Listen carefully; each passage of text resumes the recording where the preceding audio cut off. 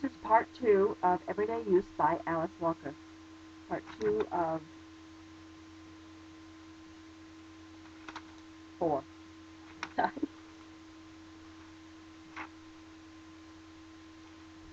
do I look, Mama?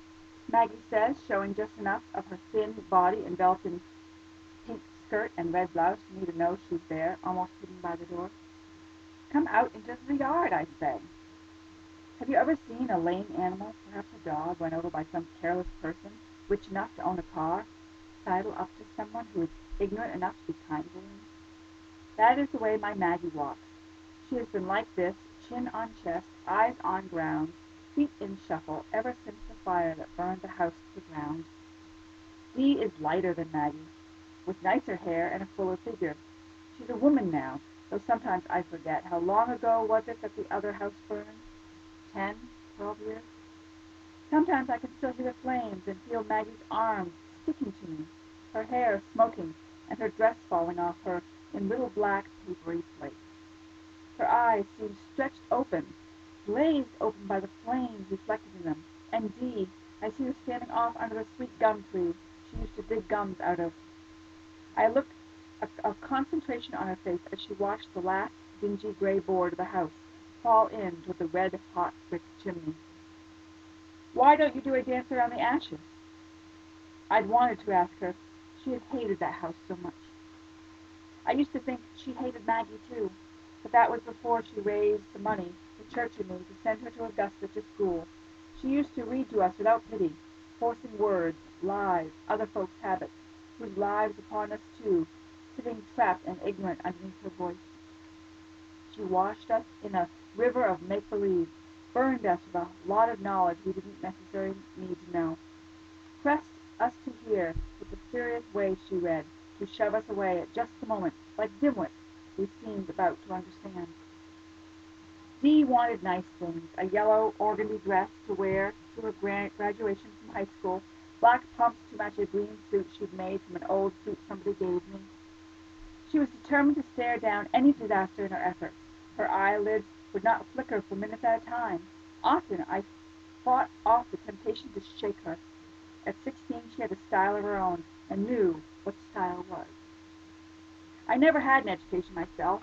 After second grade, the school was closed down. Don't ask me why. In 1927, colored asked fewer questions than they do now. Sometimes Maggie reads to me.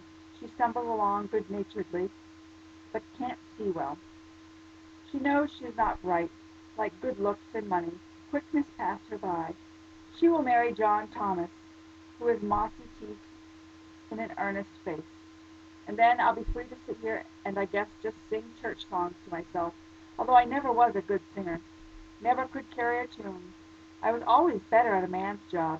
I used to love to milk till I was hooked on the side in 49. Cows are soothing and slow and don't bother you unless you try to milk them the wrong way.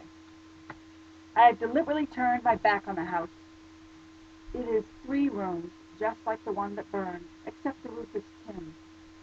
They don't make shingle roofs anymore. There are no real windows, just some holes cut in the side, like the portholes in a ship, but not round and not square, with rawhide holding the shutters up on the outside. This house is in a pasture too, like the other one. No doubt when Dee sees it, she will want to tear it down. She wrote me once that no matter where we chose to live, she will manage to come see us, but she will never bring her friends. Maggie and I thought about this, and Maggie asked me, Mama, when did Dee ever have any friends? She had a few, furtive boys in pink shirts hanging about on wash day after school, nervous girls who never laughed. Impressed with her, they worshipped the well-turned phrase, the cute shape, the scalding humor that erupted like bubbles in lye. She read to them.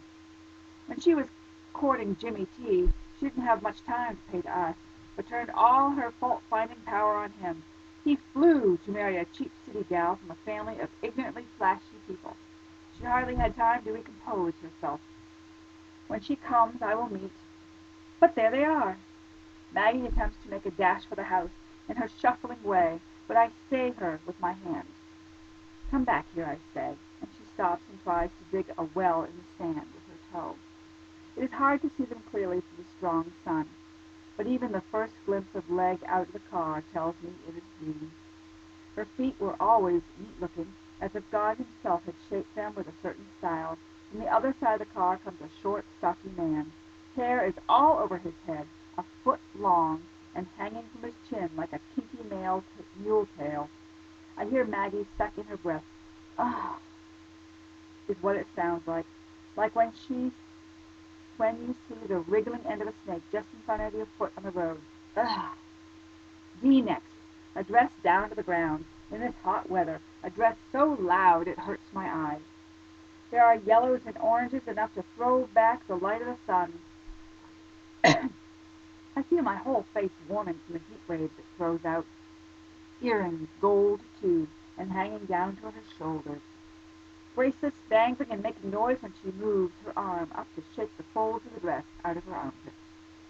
The dress is loose and flows, as if she walks closer, and as she walks closer, I like it. I hear Maggie go, "Ugh," again. It is her sister's hair. It stands straight up like the wool on a sheep. It is black as night, and around the edges are two long pigtails that rope about like small lizards disappearing behind her ears. "Guadagnino," she says, coming on in that gliding way the dress makes her move. The short, stocky fellow with the hair to his navel is all grinning, and he follows up with, "As la Malakine, my mother and sister." He moves to hug Maggie, but she falls back, right up against the back of my chair. I feel her trembling there, and when I look up, I see the perspiration falling off her chin. "Don't get up," says Dee. Since I am stout, it takes something of a push. You can see me trying to move a second or two before I make it. She turns, showing white heels through her sandals, and goes back to the car. Out peeks next with a Polaroid. She stoops down quickly and lines up picture after picture of me sitting there in front of the house, with Maggie cowering behind me. She never takes a shot without making sure the house is included. When a cow comes nibbling around the edge of the yard, she snaps it and me and the house. Then she puts the Polaroid in the back seat of the car and comes up and kisses me on the forehead. The end of part 2.